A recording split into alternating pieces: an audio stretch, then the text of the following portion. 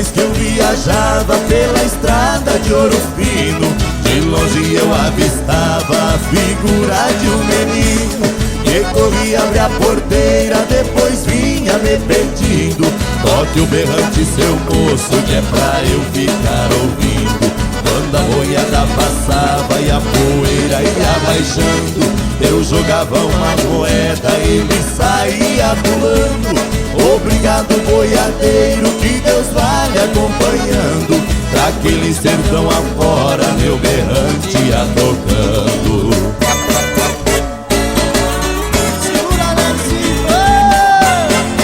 É com vocês, Jean Júnior.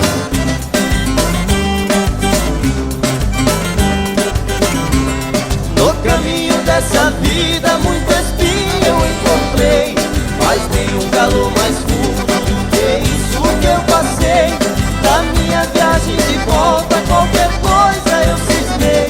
Vendo a porteira fechada, o menino eu assustei. Papiei o meu cavalo no ranchinho beira-chão. Vi uma mulher chorando, quis saber qual a razão. Boiadeiro veio tarde, veja a cruz no estradão. Quem matou o meu menino foi um boi sem coração.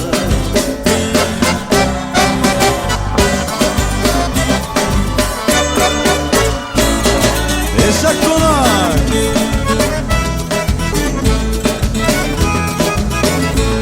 Lá pras bandas de Ouro Fino, levando o gado selvagem. Quando eu passo na porteira, até beija a sua imagem. O seu rangido tão triste, mas parece uma mensagem daquele rosto trigueiro, desejando bem a viagem. A cruzinha do estradão, do pensamento não sai. Eu já fiz um juramento que não esqueço jamais. Nem que o meu gado estoure, eu preciso ir atrás. Esse pedaço de chão berrante eu não toco mais.